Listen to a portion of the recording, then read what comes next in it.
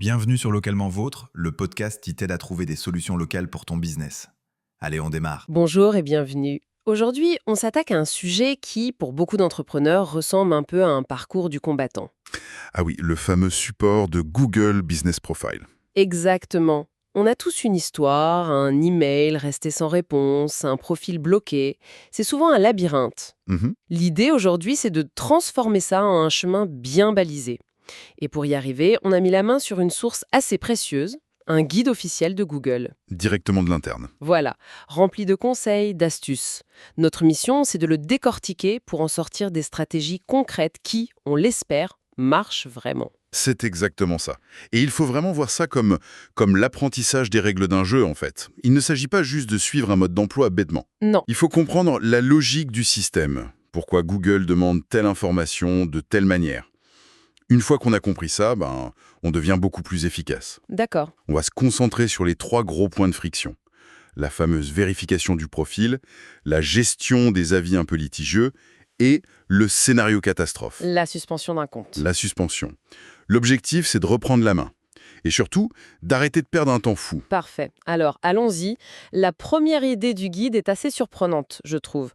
Pour aller plus vite, il faut d'abord essayer de ne contacter personne. C'est contre-intuitif, mais c'est la clé. Le livre-service. Le guide met en avant 3 canaux. Le premier, c'est le centre d'aide. Une sorte de grande bibliothèque d'articles assez classique. Mhm. Le deuxième, et ça c'est malin, c'est la recherche Google elle-même. La source insiste beaucoup sur ce qu'ils appellent les AI Overviews. Ah oui, les résumés générés par l'IA. Ceux qui apparaissent tout en haut des résultats. C'est ça. Ils tentent de répondre directement à la question sans même qu'on ait besoin de cliquer. L'idée, c'est que la solution est souvent déjà là. Précisément. Et le troisième canal, c'est la communauté d'aide et les réseaux sociaux. Surtout la communauté, ce forum où des experts produits. Ou des utilisateurs très, très pointus. Voilà, ils répondent aux questions et d'après la source, ils peuvent même parfois faire remonter des cas complexes directement aux équipes de Google. Ce qu'il faut bien comprendre, c'est que ce système en 3 temps, c'est un gigantesque entonnoir. Un entonnoir. Oui. Google reçoit des millions de requêtes. La très grande majorité, ce sont des problèmes simples, récurrents. Le centre d'aide et les AI Overviews sont là pour absorber tout ce volume. D'accord. La communauté d'aide avec ses experts produits, c'est le deuxième filtre. Attention, ce ne sont pas des employés de Google, hein. Ce sont des passionnés, mais ils sont formés pour reconnaître les cas qui sortent vraiment de l'ordinaire. C'est un tri intelligent, en fait. Ce qui permet aux équipes internes de se concentrer sur les vrais problèmes. Exactement. Uniquement sur les problèmes qui n'ont pas de solution standard. C'est un système de filtre donc. Mais alors, qu'est-ce qui se passe quand on passe ce filtre?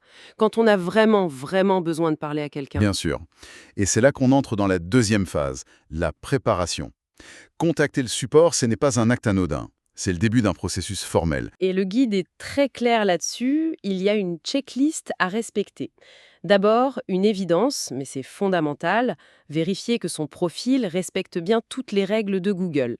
Si on est en infraction, c'est même pas la peine d'essayer. Voilà. Ensuite, et ça c'est un conseil en or, au moment de créer le dossier, il faut choisir le symptôme qui décrit le mieux le problème. Et le guide insiste lourdement, ne jamais, au grand jamais, choisir autre. Ah, l'erreur classique. Sélectionner autre, c'est comme envoyer une lettre sans l'adresse du destinataire. C'est une bonne image. Le choix du symptôme, c'est un aiguillage. Le bon choix envoie la demande directe à l'équipe spécialisée. Autre, ça l'envoie dans une file d'attente générale, non prioritaire. Et qui doit être trié à la main. Et c'est la garantie d'un délai de traitement beaucoup, beaucoup plus long. Ça change tout. Ce n'est plus de la bureaucratie, c'est un langage à apprendre pour parler à la machine. C'est ça. Le guide ajoute qu'il faut aussi vérifier ses infos de base, nom, adresse, catégorie, et être très précis dans la description. Il faut inclure le nom de l'entreprise et son ID de profil. Ce fameux numéro d'identification unique. On le trouve souvent dans les paramètres avancés du profil. C'est la plaque d'immatriculation de votre fiche pour Google. Sans ça, ils perdent du temps. Énormément de temps. Et dernier point, lire attentivement les emails de réponse, même s'ils ont l'air automatiques. Apparemment, ils contiennent souvent des instructions cruciales. En résumé, il faut préparer son dossier comme si on allait au tribunal. C'est un peu ça. Plus les informations sont claires, structurées et conformes à ce que le système attend, plus le traitement sera rapide. C'est une question de méthode, pas de chance. D'accord, la méthode est claire. Abordons maintenant le premier gros obstacle, la vérification du profil, la porte d'entrée. La procédure de base a l'air simple, mais le guide pointe un détail qui coince souvent. L'adresse postale pour les entreprises de services. Exactement. Un plombier, un électricien, ils se déplacent, mais ils doivent quand même fournir une adresse postale. C'est un point de friction très courant. Le réflexe, c'est de se dire « je n'ai pas de boutique, donc pas d'adresse ». Mais pour Google, l'adresse postale, qui ne sera pas publique, Non, bien sûr. elle sert de preuve d'existence administrative. C'est un ancrage dans le monde réel, même si l'activité est mobile. Le guide explique ensuite qu'il y a plusieurs méthodes de vérification dans la vidéo. Et là, les exigences sont très strictes. Ah oui? Une seule prise, en continu, sans montage, filmée avec un mobile. On a l'impression que Google se méfie énormément. Et il y a une bonne raison. L'objectif numéro 1, c'est de lutter contre le spam, contre les fiches d'entreprise fantômes qui polluent Google Maps. Mhm. Pensez-y, chaque point sur la carte doit correspondre à une entité légitime. La vidéo, c'est un substitut à une visite physique. Google veut vérifier que l'entreprise existe bien là où elle le dit, qu'elle est dans la bonne catégorie. Et que la personne qui fait la demande est bien autorisée à le faire. C'est une barrière à l'entrée contre les fraudeurs, voyez? C'est logique. Mais que se passe-t-il si, malgré tout, ça échoue? La source prend un exemple très concret.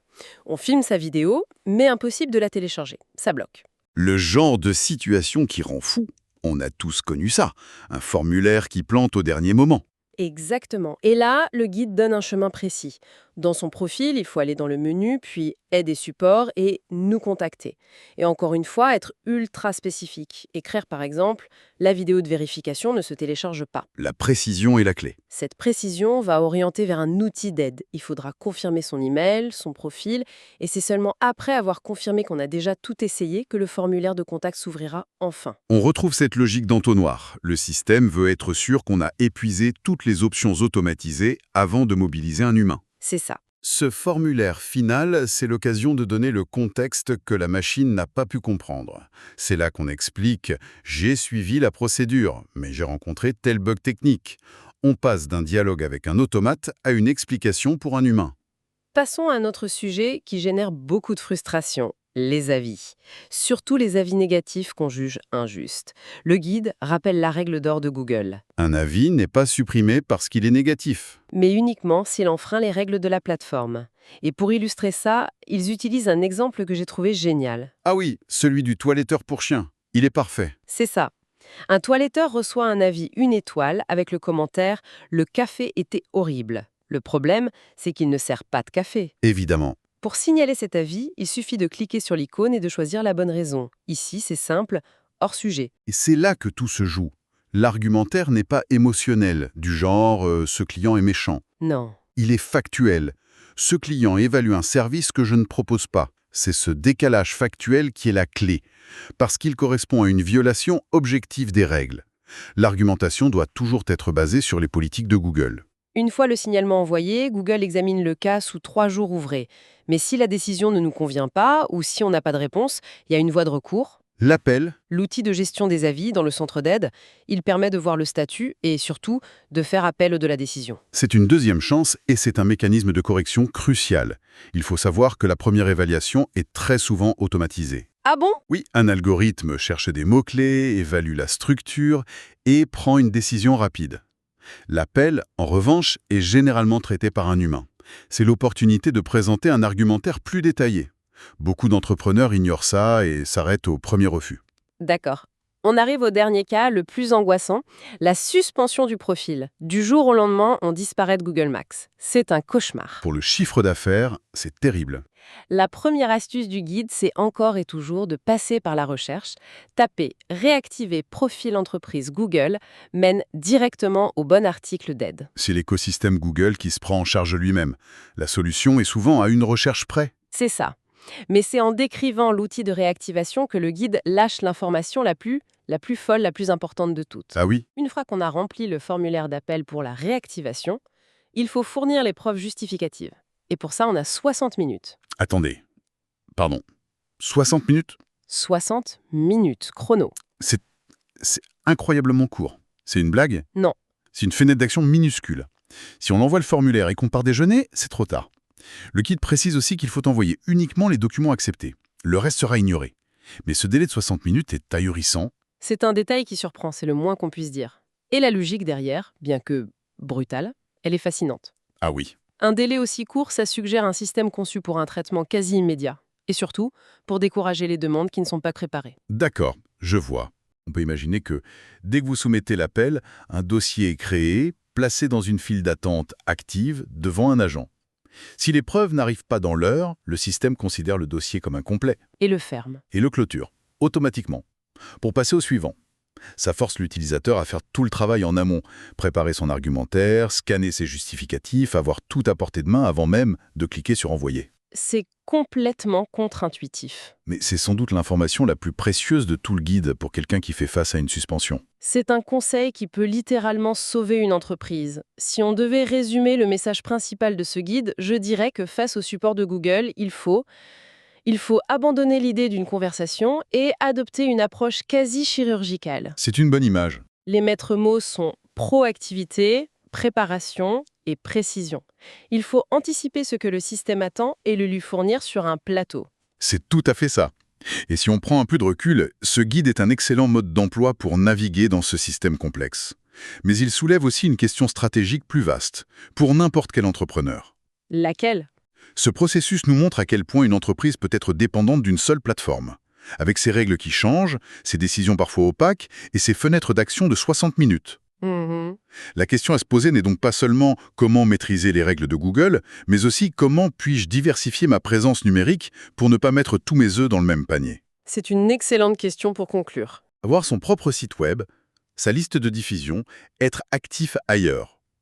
C'est une assurance contre le risque de voir son activité paralysée par un algorithme ou un formulaire envoyé 5 minutes trop tard. Merci de ton écoute. Besoin de visibilité locale? Retrouve les solutions sur smart-marketing.fr. Tu peux retrouver les sources et les liens en description. N'hésite pas à me contacter si tu as des questions.